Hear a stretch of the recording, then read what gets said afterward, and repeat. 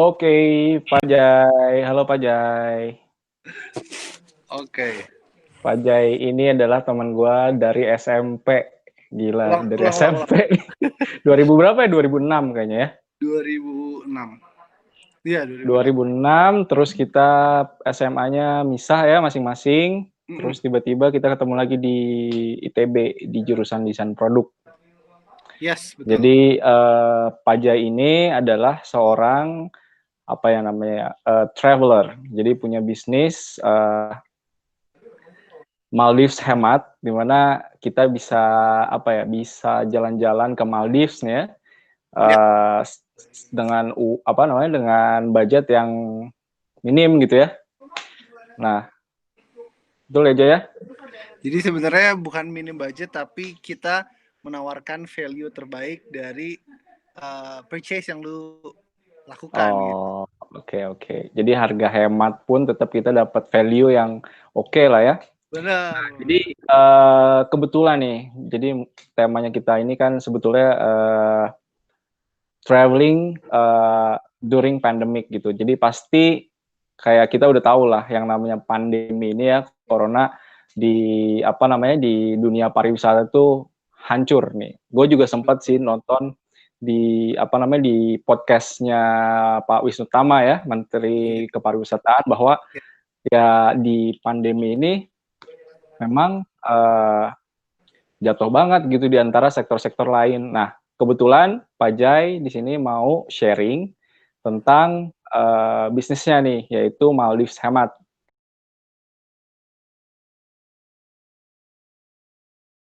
Oke, jadi Pak Jai, gimana itu Maldives Hemat sebetulnya, Jai? Oke, jadi Maldives Hemat itu adalah sebuah tour operator yang menangani perjalanan wisata ke Maladewa, ke Jepang dengan Japan Hemat, terus India dengan India Hemat. Jadi sebenarnya payung utamanya itu namanya Abroad Hemat, itu yang memayungi semua destinasinya gitu. Terus kalau perusahaannya kita udah establish di 2019 sebagai PT Jelajah Semesta gitu. Oke, jadi nggak cuma di Maldives, tapi juga ada dua negara lain ya Sebenarnya yang di di-highlight. tahun ini kita mau rilis Eropa tapi keburu kena COVID, jadi belum kita launching lagi. Oke. Nah, tapi yang gue lihat lu meng-highlight Maldives-nya nih. Sebetulnya kenapa Maldives-nya, Jai?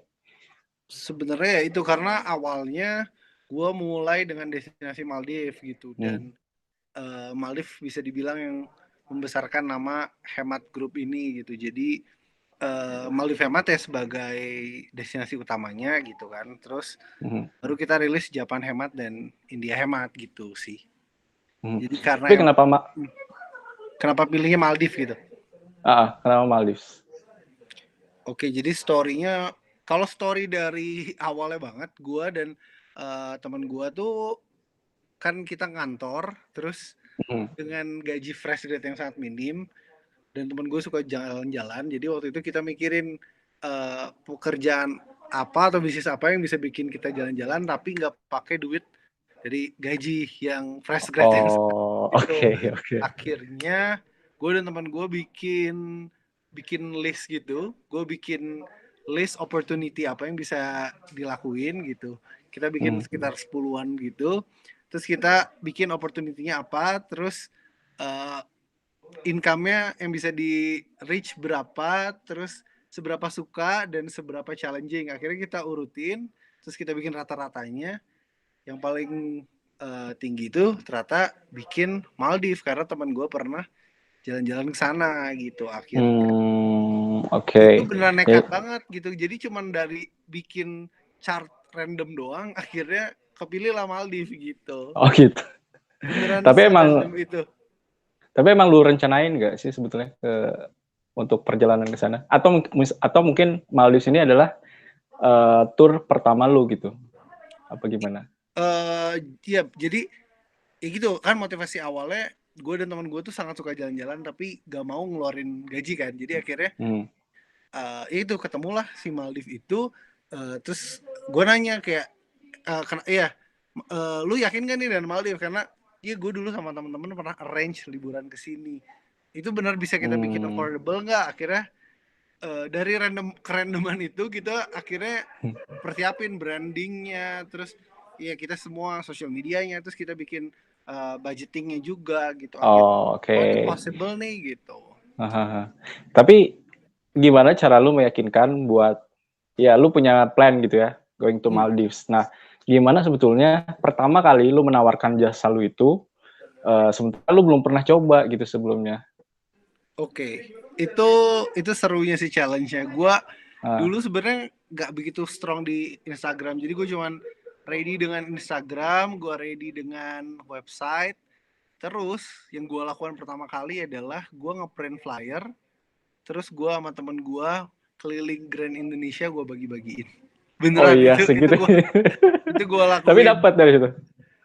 Gue nggak tahu ada yang purchase atau enggak, tapi itu beneran kayak gue pengen ngetes seberapa mau sih gue dengan ini, dan akhirnya gue beneran kayak berani diri banget. Gue kayak lihat, oh ini kayak potential customer sih, kayak jaji banget sih gue gitu, tapi gue kayak samperin kayak, kak gue lagi running startup nih gitu, kayak gue bawa Maldives dengan harga segini gitu. Terus orang-orang tuh banyak banget, gue pilih juga animonya, banyak banget yang kaget, yang kayak aku bisa semurah ini sih gini-gini. Terus kayak sampai akhirnya disamperin satpam, gue bilang, oh itu tadi teman saya kok pak gitu. itu story-nya banget. Akhirnya dari Instagram kita kuatinnya gitu. Oke. Tapi ngomong-ngomong, berapa sih yang lu tawarkan tuh waktu dulu, waktu di Grand Indonesia? Trip gue itu trip ke Maldives gue itu sampai sekarang pun belum naik harganya, di 7,6. Selama? Udah inclusive. Selama 4 hari 3 malam udah termasuk flight, hotel, Wow. breakfast, Gila, hemat lunch, banget. dinner. Yes. That's why ya, Maldives hemat. Jadi worth it banget ya. Nah, terus ini nih, gue tertarik sih sebetulnya dengan cara marketing lu untuk keliling Grand Indonesia ya sebetulnya. Karena tadi kan, bukan tadi sih, beberapa waktu lalu lah gue sempat nonton insight-nya dari Pak Wisnu gitu ya, yang namanya nge-marketingin travel gitu ya, pariwisata itu sebetulnya kan nggak kayak kita jualan ayam goreng ayam geprek ayam geprek gitu ya, yang sekarang marketingin, besok atau siang ini langsung jual langsung ada yang beli gitu ya. Kalau itu kan lebih ke arah awareness lah. Betul. Berarti kalau gua nangkep ya tadi ke Grand Indonesia itu lebih ke arah sana berarti ya. Jadi gini, semenjak gua dari situ itu 2-3 bulan benar nggak ada satupun yang ngontak. Nggak ada satupun yang ngontak. Akhirnya gue mulai masuk Instagram, gue followin kompetitor gue. Ternyata gue research kompetitor, ternyata ada yang ngerjain trip juga. Terus gue coba cek followernya, terus gue coba followin. Gue masuk ke Instagram yang suka promoin traveling, gue followin gitu, gue likesin gitu. Jadi beneran cara supaya orang aware tuh kayak gitu awalnya gitu. Terus dari situ dapatlah satu tamu pertama di bulan, kalau salah Desember, mereka honeymoon. Itu beneran pertama kali tamu kita banget. Mereka udah 5 tahun nikah, terus katanya belum punya ngomongan. Pas trip sama gue pulang-pulang, alhamdulillah diberi karunia gitu kan. Terus itu beneran bikin kita ngeboost banget, kita jadi semangat banget untuk running bisnisnya gitu. Jadi semenjak itu percaya dirinya jadi naik banget, kayak oh iya ternyata bisa ya ngejual kayak gini gitu. Terus yang akhirnya itu sih, semenjak abis itu ada yang open trip, dia kebetulan tour operator juga di Bandung. Jadi dia ikut trip, dia satisfy, dia resell lah paket kita, di situ lumayan tuh ada masuk. Nah, terus kalau kita ngelihat ke karakter yang menggunakan jasa lu tuh sebenarnya kayak gimana sih? Oke, kalau jadi awalnya karena gue dan teman gue kan fresh grade dan suka jalan-jalan tuh, gue tuh tadinya nargetinnya market yang sesuai di range umur gue gitu. Tapi pas gue implement ternyata buat orang Indonesia kebanyakan berwisata dengan nominal segitu tuh masih cukup tinggi gitu. Orang-orang yang nggak pernah, meskipun sebenarnya ke Sumba pun lebih mahal ya, ke Sumba bisa 8 juta, bisa gitu. jauh lebih mahal, yes. Tapi buat orang Indonesia yang nggak pernah nyaman, maksudnya belum pernah experience ke luar negeri, itu tuh mungkin nggak comfortable gitu, kayak ini gimana ya, nanti gue challenge-nya gimana ya gitu. Jadi ternyata pas gue jalan, mostly yang join gue yang adult sih, kayak 30-ish ke atas, terus kan juga pekerja dari Jakarta, terus lama-kelamaan mulai growing, banyak orang dari Kalimantan, banyak banget, dari Bali surprisingly banyak, padahal mereka kepulauan juga tapi mereka ke Maldives gitu, terus dari Bandung juga banyak. Oke, jadi sejauh ini kebanyakan datang dari Instagram? Kebanyakan dari Instagram. Online. Oh, oke. Berarti emang powerful banget ya sebetulnya ya Instagram tuh ya? Banget. Nah, terus gimana? Maksudnya gue pas start bisnis ini di mana Instagram tuh masih nggak saturated kayak sekarang ya. Kayak sekarang beneran udah diplot-plotin banget. Kalau dulu menurut gue lebih enak untuk masuk gitu. Gue juga ngerasa gitu sih sebetulnya, kayaknya gara-gara algoritmanya kali ya. Main di otak-atik, terus mereka udah kayak mendefinisikan AI-nya tuh udah bisa bedain gitu loh, kayak orang tes kayak gini, jadi nggak sejejak fleksibel dulu ya. Fleksibel dulu gitu. Gue juga gue juga ngerasa kayak gitu sih sebetulnya. Nah, terus kalau ini nih, gue kemarin juga podcast kan sama Dimas. Nah, itu berarti lu tuh satu grup apa gimana gitu? Kolaborasinya tuh kayak gimana, Jai? Jadi Dimas itu temennya partner bisnis gue. Jadi partner bisnis gue punya senior, terus dia ternyata temennya Dimas, akhirnya dikenalin lah sama Dimas. Terus bertemu dengan Dimas, ngobrol-ngobrol gimana mau ke Maldives gak? Dimas kan suka traveling banget gitu. Terus Dimas tertarik banget ke Maldives. Dimas ternyata ya itu temenan sama Chelsea kan, sama Chelsea Islan. Nah, Dimas ngobrol lah ke kita, Chelsea juga mau join nih kayaknya gitu, sama ada satu temennya. Akhirnya dari situ kita ketemu, terus liburan bareng dan nyambung, akhirnya jadi teman sih gitu.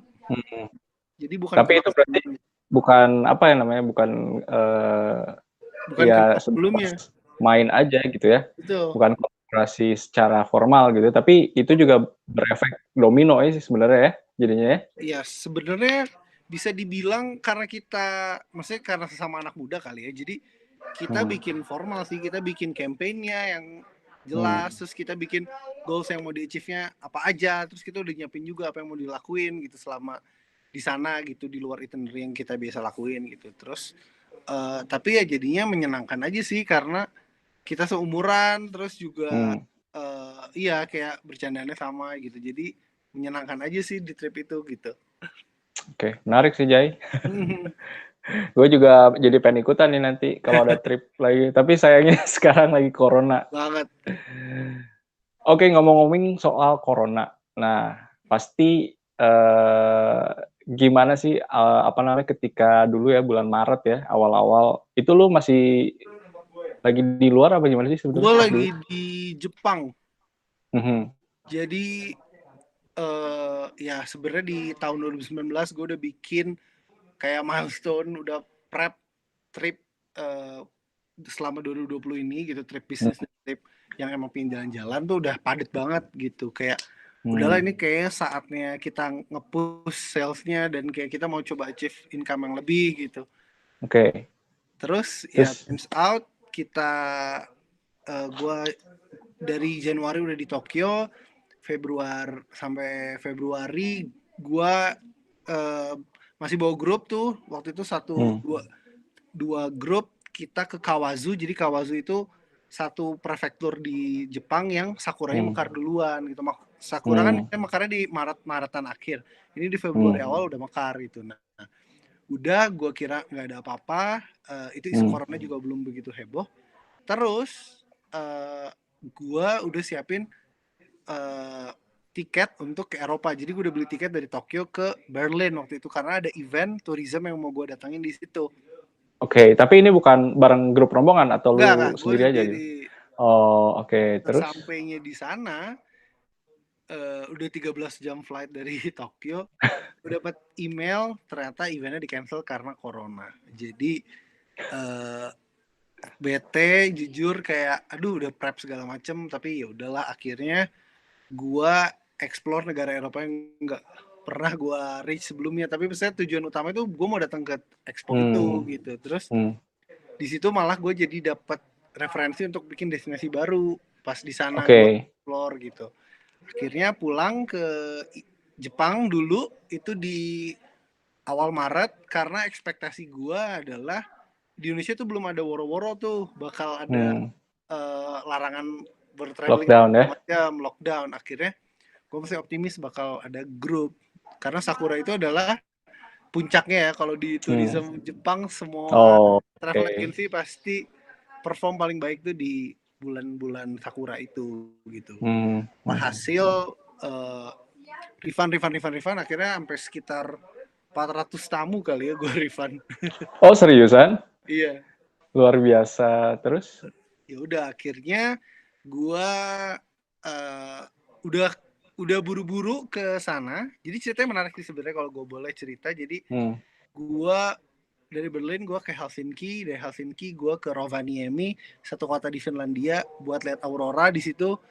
Hmm. Bagus banget, lagi musimnya waktu itu bagus. Jadi gue sempat dapat aurora. Dari situ gue turun ke bawah ke ke Baltic countries Hmm. kayak Estonia, Lithuania, Latvia gitu. Gue explore di situ. Hmm. Nah, Sendiri itu? gue sama teman gue. Nah, dari Oke. situ gue tuh sebenarnya mau ke banyak deh rutenya. Waktu itu abis dari sana, dari Lithuania yang terakhir, terus gue mau ke Malta, gue mau ke Hmm. Portugal, Barcelona, terus gue mau balik ke Tokyo. Udah beli tiket tuh. Tapi turns out ke Lithuania, jadi Malta ada teman gue ya, karena gue udah di kapan tuh pingin nyamperin dia Hmm. gitu. Nah, Hmm. pas di Lithuania gue udah di pesawat, udah ngantri, ini udah cek tiket, udah mau masuk pesawat banget, lagi nunggu busnya. Biasanya kan kalau pesawatnya jauh kita naik Hmm. bus tuh ke Hmm. pesawatnya. Tahu-tahu ada satu ibu-ibu kayak teriak gitu bahwa dia bilang ada pengumuman nih dari pemerintah Malta, semua yang datang di hari itu harus karantina mandiri, kalau nggak kena denda 1.000 euro. Buset. Itu kacau. Jadi kita udah check out dari Lithuania, udah sediain tempat tinggal di Malta gitu. Akhirnya udah cancel tuh semua. Jadi Hmm. Hmm. habis itu cancel, udah panik nih karena Eropa takutnya kan lockdown nggak jelas gitu tiap Hmm. hari, Hmm. regulasinya beneran bikin mules. Itu pertama Oke. kali gue kayak berasa di tengah, gak ngerti ini kayak harus gimana nih gitu. Akhirnya daripada gue kejebak di Eropa dan nggak bisa bawa grup Sakura, gue maksain besoknya langsung beli tiket ke Tokyo. Hmm. Luar Untung masih biasa dapat, ya. soalnya di Traveloka, di apps itu udah nggak ada tiket Lithuania Tokyo, itu udah semua nggak ada. Akhirnya gue datang ke Hmm. counternya, di counternya dikasih link, akhirnya gue book di situ, dapat. Sesampainya di Tokyo ternyata ya sekitar seminggu nyampe di Tokyo, semua rute udah di cancel kan tripnya. Ya Hmm. udah akhirnya terjebak di situ dulu lah sebulan, baru seminggu. Oh, oke. Terus lu Jadi balik setelah situasi kembali sedikit lebih longgar uh, gitu ya. jadi gue balik ke sini sebenarnya nggak sih, karena tiket gue aja sih. Jadi visa Oh. gue kan sebulan, gue sebenarnya pingin extend di situ. Gue udah datang ke immigration office-nya, dia bilang tiket kamu masih valid untuk pulang ke Hmm. Indonesia, jadi kita nggak bisa kasih extended visa Hmm. gitu. Soalnya teman-teman gue yang dari Meksiko, dari Sri Lanka, dari Philippines, pada masih bisa stay di sana gitu. Jadi gue kira ada juga Oh, oke. kelonggaran sama paspor Indo, ternyata nggak ada gitu sih. Oke.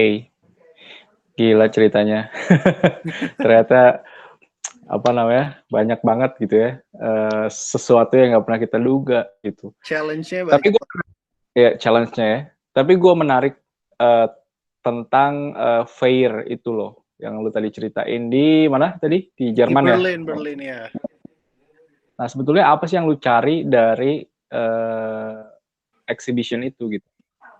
Jadi yang gue cari ya di sana partnership sih. Jadi kalau gue mau open destinasi baru, gue bisa dapat partner lokal yang yang handle destinasi tersebut, karena di Expo itu semua travel tour operator dari seluruh mancanegara akan booth di situ, akan present apa yang dia punya gitu.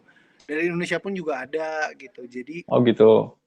Jadi kayak itu yang gue expect sebenarnya gitu. Tapi sesampai di sana semua ditutup gitu. Oke. Cancel. Wait, baterai gue habis, gue ambil charger.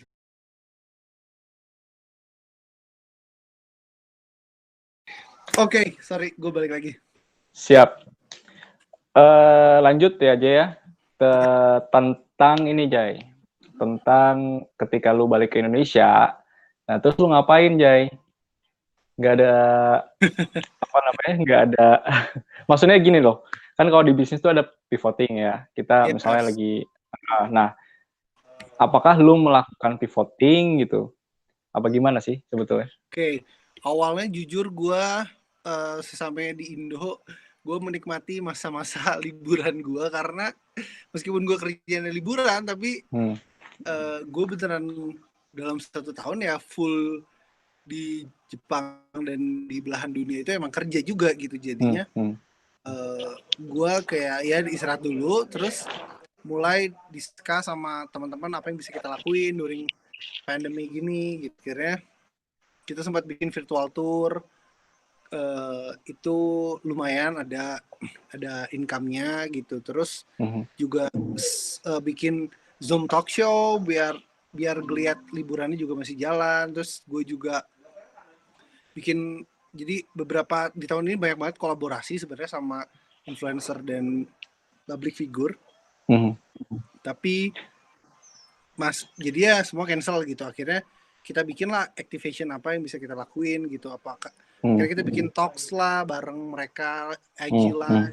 Terus ya di situ akhirnya masa-masa itu sudah lewat gitu. Akhirnya dari mana lagi nih gitu income yang bisa kita reach. Akhirnya pivoting ke frozen food sempat. Oke. Tapi kalau misalnya ya kita bahasnya secara apa namanya, secara global gitu ya. Separah apa sih sebetulnya dampak corona ini di pariwisata, Jay? Kalau ngobrol ke bisnis gue ya, bisnis gue sekarang income dari traveling ya nol karena border restrictionnya besar. Terus gue juga nggak main di domestik gitu. Jadi kalau bilang itu ya besar banget sih impactnya gitu, karena pasti setelah ini pun regulasi untuk visa pasti akan lebih ketat. Terus pasti pengamanan di imigrasi akan lebih serius. Border checking yang tadinya kita cuman plok-plok taruh-taruh barang masuk pesawat bentar, sekarang pasti akan lebih kompleks. Itu kan beneran mengubah ini banget ya, kayak orang berwisata jadinya gitu. Tapi nggak ada kepikiran nih buat explore di Indonesia? Gue udah sebenarnya lagi nyiapin sekarang, tapi kemungkinan mungkin di akhir tahun ini atau di tahun depan baru rilis gitu. Buat domestiknya. Nah, kalau misalnya ngomongin apa overseas ya, ke luar negeri nih. Kemarin tuh gue sempet ada teman gue tuh dia kuliah gitu di UK, tapi dia sempat maksudnya dia bisa pergi ke sana ketika pandemi kayak gini. Nah itu memang boleh ya kayak gitu ya? Jadi Jepang pun kan mereka baru rilis ini kan announcement bahwa orang yang pemilik visa bisnis, visa student, visa tinggal boleh. Jadi emang dari zaman pandemi sampai hari ini itu flight Jakarta-Jepang, Jepang-Jakarta itu nggak pernah ditutup. Cuman frekuensinya dikurangi, yang dulunya seminggu bisa 12 kali, 14 kali, sehari 2 kali, sekarang seminggu paling 2-3 kali gitu. Jadi terus aja ada aja orang Indonesia yang harus pulang karena visa masa kerjanya habis, ada aja orang Jepang harus balik karena urusan kerjaan atau harus keluarga. Itu ada terus dari zaman pandemi sampai hari ini. Gitu. Oke, berarti tetap ada aja si apa namanya? Cuman bukan buat tourism. Bukan buat tourism ya. Berarti dari situ aja memukul banget gitu ya untuk tourism ya. Gitu, karena emang ya buat aku juga belum bijak kalau vaksinnya belum jelas kayak gimana ditemuinnya. Jadi kalau kita sampai tetap, sebenarnya Turki Santorini dia udah buka kalau nggak salah untuk turis, tapi menurut gue kayak buat apa berangkat ke sana, pulang-pulang bawa virus baru, kasusnya bukannya berkurang naik lagi, terus udah berkurang orang trip ke sana pulang naik lagi, jadi makin di blacklist lah Indonesia gitu. Apalagi sekarang kan dulu katanya gosipnya kalau lu pertama kena COVID lu nggak bakal ketularan lagi karena lu punya imunitasnya kan. Ternyata faktanya sekarang enggak gitu. Jadi case-nya bisa naik lagi karena kan orang negara-negara lihatnya statistik ya dari gitu kan, mau orang udah reinfected juga tetap dihitung sebagai kasus baru yang bertambah. Jadi kalau performance-nya jelek terus gitu, menurut gua ya bikin mati tourism Indonesia makin lebih panjang aja gitu. Ya bahkan bukan di Indonesia doang sih ya, Ya. menurut gue ya. Maksudnya kayak raport merah aja buat Iya. Indonesia gitu, dilihat negara lain makin jelek gitu. Nah, terus gue tadi mau nanya apa ya? Ini nih, apa namanya, sertifikasi. Oke. Lu tahu gak sih sebetulnya sertifikasi yang dikeluarkan sama pemerintah tentang apa ya? Pariwisata, bukan? Tentang pariwisata. Gak tahu gue. Kalau nggak salah tuh jadi apa namanya di beberapa kota gitu di Indonesia ya, kayak minta tempat wisata, hotel segala macam tuh dia bisa dapat sertifikasi. Nah, biar orang tuh merasa aman sih sebetulnya ke arah apa untuk berwisata. Nah, gue juga belum tahu sih implikasinya gimana gitu ya. Tapi menurut lu nih ya sebagai traveler ya yang udah sering banget nih, itu sebetulnya ngefek nggak sih kalau di apa namanya dibuat proses kayak gitu? Buat gue regulasi itu ngebantu banget sih kita benchmarking brand-brand apa, company mana yang punya standar protokol kesehatan yang baik gitu ya. Kayak karena kan sebenarnya yang bikin lu waspada dan gak comfortable karena lu nggak ngerti ini orang-orang di perusahaan ini dia menjalankan protokol yang baik gak sih, kayak di restoran apakah dia selalu pakai masker atau gimana. Tapi makanya dengan ada sertifikasi itu menurut gue jenius sih, itu bisa nge-solve at least worriness orang gitu selama dijalankan dengan baik tanpa KKN ya gitu. Gue itu bisa jadi solusi kalau menurut gue. Iya.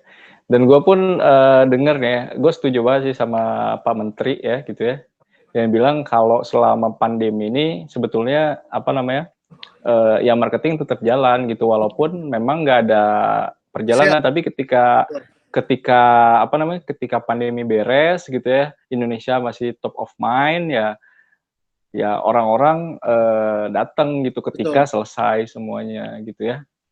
Nah, ngomong-ngomong soal ini nih, apa lagi down banget nih travel. Nah, gue sempat kita tadi bahas tentang passion.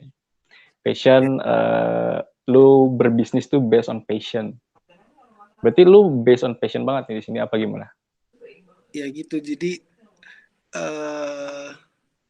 sering banget kan ada pepatah mengatakan kayak kalau lu bekerja dengan apa yang lu suka, lu cintai, rasanya setiap hari itu nggak kayak bekerja gitu. Jadi itu menurut gue bener banget sih gitu, kayak dunia traveling, teman-teman gue kayak ngelihatnya anjir lu jalan-jalan mulu Jay, lu liburan Gue mulu sempet gitu kan. Kayak ya kali gue nge-share kayak hey guys, gue dikomplain nih sama tamu guys, lihat nih kan, gue hal kayak gitu kan bukan konsumsi publik ya kan.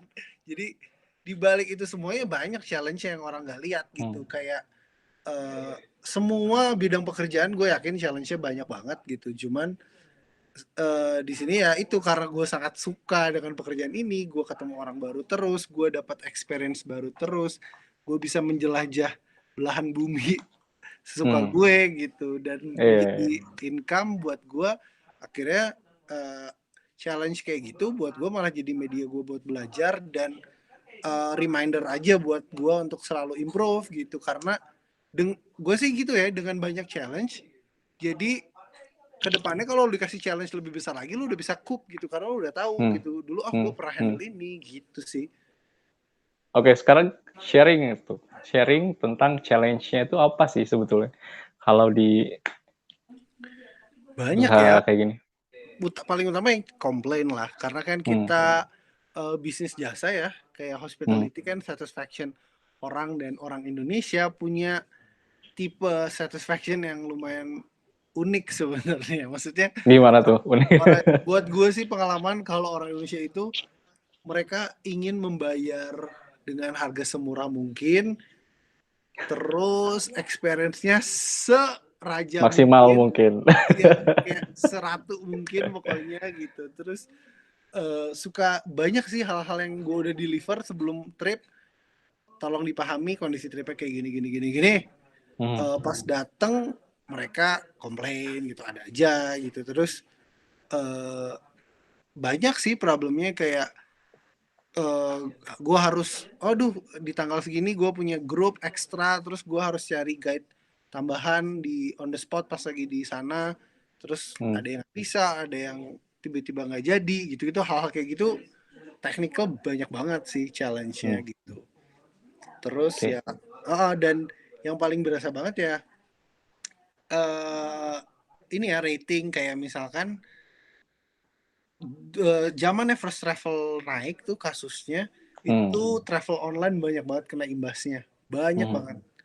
Gak cuman gue, teman-teman gue juga. Jadi selama itu orang-orang berbondong-bondong datang ke kantor untuk nanya, ini beneran gak sih, dia minta Hmm. minta siup, minta TDP, kayak buktiin bahwa lo tuh company yang legit gitu. Karena first travel pun legit tapi ternyata nipu gitu. Jadi Iya.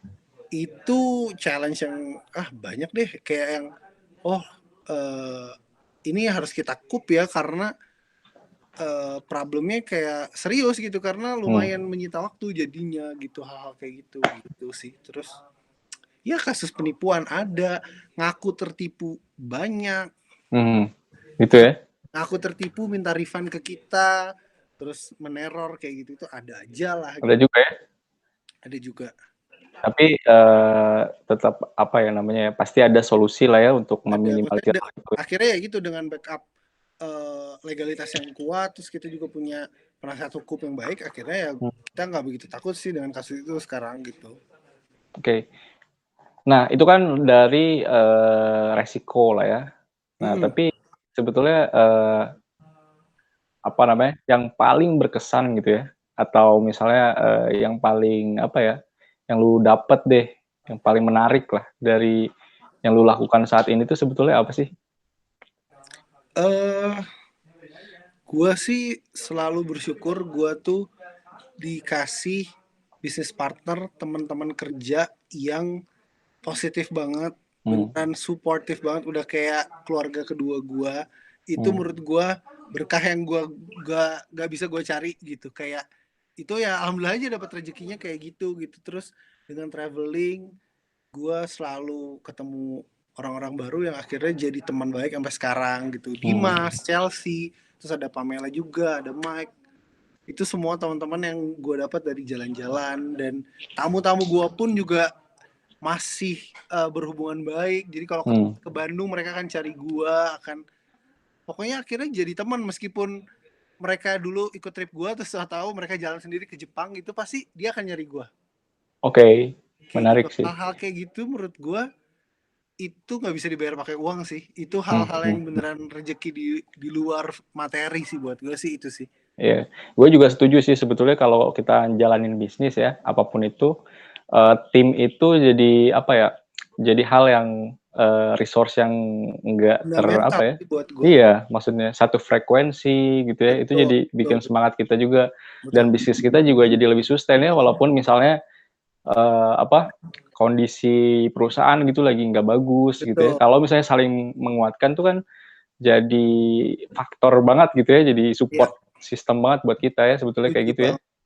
Hmm. Nah terakhir nih, gue pengen denger tentang plan lu ke depan. Kira-kira yang lu lakukan nanti setelah pandemi ini berakhir tuh bakal kayak gimana aja? Oke, jadi gue akan terus explore destinasi baru, karena gue juga udah nyiapin beberapa destinasi baru yang gue belum launch. Insya Allah Hmm. gue akan launch setelah ini aktif lagi. Kemana tuh? Gue rencananya ke Santorini, Finlandia, Mantap. terus Eropa Barat rencananya. Kalau Dan hemat gue ikut ya, pasti gue share informasi. Dan Korea dulu deh. Korea juga ya, Korea Taiwan juga gue mau buka rencana tahun ini ya tadinya, tapi Tahun ini ya. baru pandemi. Insya Allah kalau udah buka lagi, Korea, Taiwan, Eropa, insya Allah ada. Gitu. Siap, kabar-kabar gue ya. Mudah-mudahan tepat ada waktu dan rezekinya nanti ya. Amin. Oke Jay, thank you banget nih buat sharing Yep. tentang bisnis lu di travel ya. Iya. Dan semoga insight dari cerita lu bisa memberikan banyak ilmu lah buat yang lain ya. Thank you Amin. Jay. Thank Thank you you. banget, Lukni. Mas Alif. Sehat terus. Halo.